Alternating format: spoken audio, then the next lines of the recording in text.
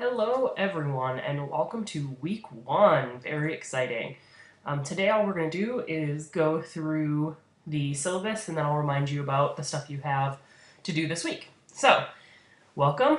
Media Studies 363, Children, Adolescents, and Media, the Culture of Video Games. This is an online section for fall 2014. Again, my name is Alex Lane and you can reach me anytime at alex.lane@metrostate.edu.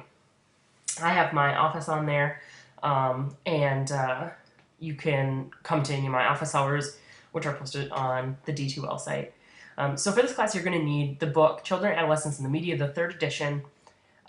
You can get that at the bookstore. You can get it online. There's also a fair number of PDFs we're reading, and those are available through the Content tab, and then under Readings for the course in D2L.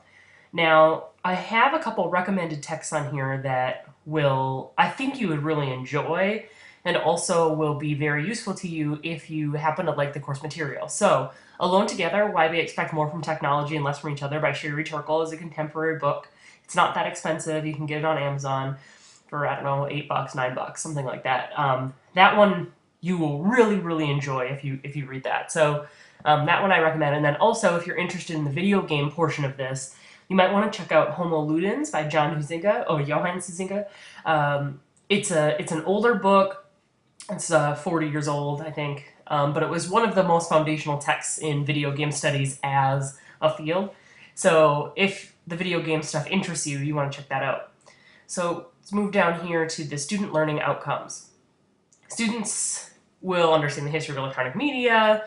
You're going to learn about locate and critique communication research, historical significance. You're going to develop skills in media criticism and media literacy. I'm not going to read through all of these, but if you want to sort of understand what our goals are in the course and what the university thinks you should get out of it, this is where you'd go for that. And we have assignments that will hit each of these topics, so you can check that out further. I have my disability statement here. If you have a disability, you need to go to the Office for Students with Disabilities and get that documented, and then we can make up some sort of plan. And then also in academic honesty plagiarism, you can't really plagiarize for this course because the topics are very specific and weird, so it would be difficult. Plagiarism, taking anybody else's words or ideas and passing them off on your own. I expect by the time you take this 300 level class, you know what documentation is, and you will be expected to cite where you get your sources from, but we'll talk about that at a later date. If you're simply, for now, we're doing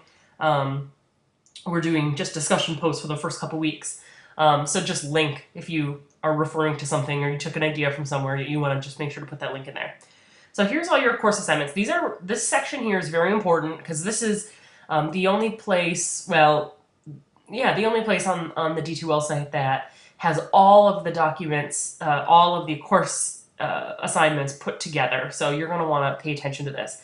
So first, a big 20% of your grade. It says 10 points down here at the bottom, but that's a mistake. So 20% of your grade are these discussions responses. You have all your due dates up here. On Saturday of each week, I'll post the specific question or topic that you can refer to. I want you to have quotes and paraphrases from the readings. I want them to be substantive, thoughtful responses. Now, keep in mind sort of the rhetorical angle for these posts. You want both to show you're engaged in the material and to show that you did the reading like you were supposed to, right? I can't, this is an online class, so I can't stand behind you and watch you read something. You need to just prove to me that you've read it, and that's how you do it in these posts. But I also want them to be interesting. So this is kind of where you're going to be able to show off to me that you understand and have done the work, etc. But those are will come up throughout the semester. So there's also sections there for ungraded posts if you have questions for the class or anything like that. There's going to be quizzes, each 10 quizzes throughout the semester. I'll post them on Saturday. Most likely they'll be due on Friday, but I'm not going to post them ahead of time or tell you ahead of time. But 6 days, 5 days should be plenty of time. So moving on. More course assignments. The first assignment you have due is the video game review. It's a chance to show off what you can do. Playing video games and actually experiencing the video game community is a crucial part of doing video game studies. You can't just do it by reading about them, right? You have to actually play them. So your first thing is going to be to play a video game and then review it. Now, there's many parts to this. You have a proposal, which is due September 12th. That's your first thing, where you propose what video game you'll be reviewing. You also need to include find a video game review online that you use as examples or as a model, or as maybe a bad example, something like that. And then a write-up of that model. So for example, if you find one on Kotaku, a video game review, you're going to look at it, you're going to write up a paragraph or so about what you're going to do differently, what you're going to do the same, what you liked, what you didn't like, and you'll turn that along in with your final document. So it might seem confusing, but you need to be able to look at models before you go write a video game review, because otherwise how do you know what to put in a video game review, right? So if you want to do a non-traditional book review, such as like a podcast, something other than a paper that you wrote up, that's fine. This is a media studies course. That's great. But you need to tell me in your proposal that that's what you're going to do, okay? So then we have 2 hot topic podcasts. We're covering things based on sort of a hot topic model. So each week we have a theme. So one week is education in media, one week is violence in media, one week is sex in media. So you'll want to think about these and be tracking these and find stuff that's interesting to you. And then you're going to do a podcast about this hot topic. So let's say you wanted to do female video game protagonists as a topic. Then you would do a podcast, 10 minutes on that topic. You can do these with a partner if you want. You're more than welcome to do that. You don't need any specific software. You do need a computer with a microphone, which they all do. If you don't have access to software, you can use Google Plus On-Air Hangouts. You do have to sign up for an account, but that will allow you to record and then post your podcast to YouTube for free. There's a million other ways to do it too. So you can do that, and then you just send me the link to it. And you can if you want that to be private, you can click on that as unlisted, or you can put like a password on it or whatever that you give me as well, so I can access it. Now, the most important thing you need to think with this is fun and exciting and interesting, and do not worry about being good at technology or having it be perfect. I want you to show you're engaged with the stuff, that you're having fun, that you're learning stuff. You don't need this to be perfect. So if the audio is a little weird, or you messed up and you don't have the software to go in and cut out a section or something like that, like, it's fine. This is about the content, that you're grappling with some sort of hot topic in the podcast, that you did some research, that kind of stuff. So don't worry about it being perfect. So with the first podcast, you're going to need to turn in a proposal as well on the 10th, October 10th. The second one, you don't need to turn in a proposal. I assume you know what you're doing by that point. So you do have the 2 podcasts and the proposal due. So let's see here. We also have a research project. So this is one of the big final projects in the class. There's sort of 2 big final projects. This one is you're going to be doing traditional academic research. You have sources, academic sources, non-academic sources, non-textual sources, something like a podcast or the video game itself, videos, something like that. We'll get into that more later, but you have a proposal, a rough draft, and then a final draft due for that. So that's a very academic, professional piece. Now we have this actual final project here that is going to be very different. So this is a video game analysis project. So you're going to be showing how now, at this point, you are an expert. You're going to be analyzing a game, but everything surrounding a game. So you can see how the video game review is sort of a precursor to this. So you're going to pick a game, the advertising campaign, the reviews, the website, everything that goes along with it. And you're going to talk about the video game as this rhetorical artifact that crosses all sorts of bounds. So for example, if you want to do The Sims, okay? So you want to look at The Sims. So you want to talk about the forums. You want to talk about videos people put on YouTube. You want to talk about any controversial things that have happened. Maybe you want to say, like, this is the perfect game to get women and youth involved in video games. So on and so on. So maybe you want to, follow a particularly violent game, or you want to, whatever. You're the expert now. You're going to show off to me what you know. Again, this can be a paper, a video, a podcast, an infographic, a plan for maybe you want to plan this large study. That's fine. Propose it to me ahead of time. I'll approve it, and then you really have free reign. I want you to do something that you found interesting and show to me what you've learned. So we're going to do the traditional research project up here, and that's going to be, your academic research. But here's really where you get to have free reign, and in the true Metro State style, sort of tell me what demonstrates you're learning the most. I'm really excited for this one. Really excited to see what you guys have to show off.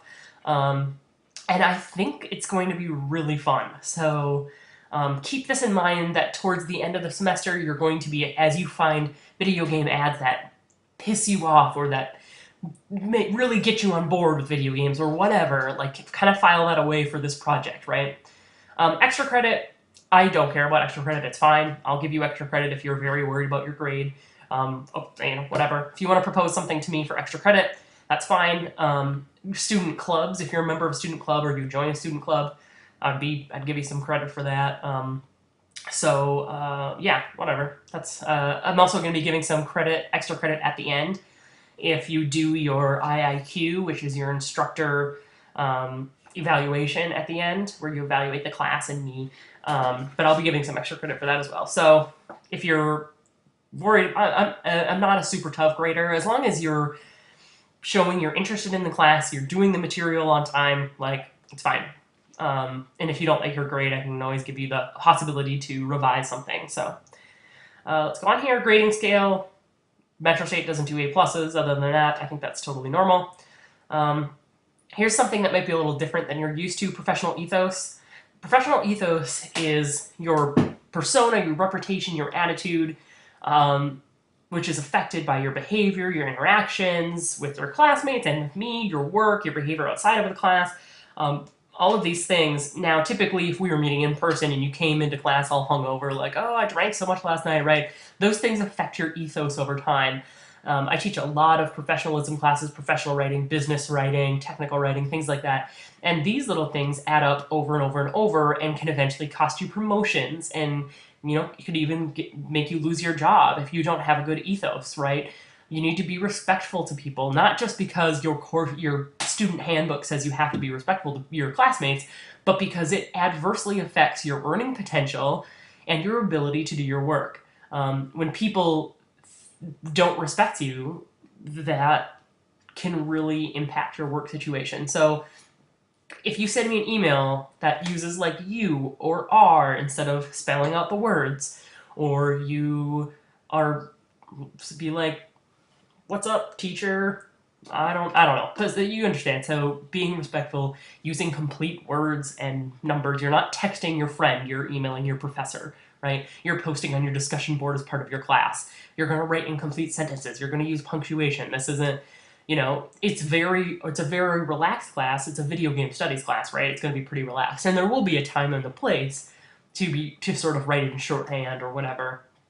But for the most part, this is still a professional environment, and we're professional adults studying this material. So I don't expect that to be a problem. But anyway, so another little note on assignments: submissions are always, everything in this class is due by 11:30 p.m. on Friday. 11:30 p.m. Friday. If you need an extension, you got to talk to me ahead of time. You can't email me the day after something's due and be like, well, I wasn't, blah, blah, blah. I had a appointment or something. That's not going to fly. Every Friday by 11:30, this stuff's due. So, discussions, same with discussions. Disruptive behavior will not be tolerated. That can easily kick you out of the D2L discussion, and that would tank your grade. So be respectful. You can disagree with people, for sure. PDF.doc, docx, no exceptions. That's pretty self-explanatory. I'll always return your grades within 7 days, most likely far sooner than that. Incompletes, we'll talk about that at the end of the semester if you will be taking an incomplete. Now, this is a good place to go if you have great work and something horrible went wrong after the drop date and you weren't able to complete the class. But you need to be doing very well in this class in order to do the incomplete route. This is for, let's say, someone in your family gets sick or something halfway through the semester. It's too late to drop, but you can't complete the work. That's something we can talk about. Copies of assignments, obviously. Late work. This says that assignments not submitted on time will receive a 0 unless you've received prior written approval from me to submit it under a different deadline. You can have one late assignment that will be submitted to the late work file, and it will lose about a grade a day, something like that. 10% a day, something like that. So just don't turn in stuff late. You'll be fine. You can email me anytime. I read email constantly. This says send emails to instructor through the D2L site. You don't have to do that. You can send it through your whatever. You can just send it to my alex.lane. If I don't respond to you, I didn't get your email, so send it again. Unless you email me at 2 a.m. and it's really like informal and not an appropriate ethos email, then I might not respond. Here's our tentative schedule. It's brief and it absolutely will change, especially with the readings towards the end of the semester as I kind of find where people are and what they're interested in. I'm going to be changing this. But this is essentially the schedule. And that's pretty much it. So this week you have a discussion due. You have 2 readings. One is the Ian Bogos reading is very important, so make sure you read that carefully. It kind of sets the stage for all our work with video games for the rest of the semester.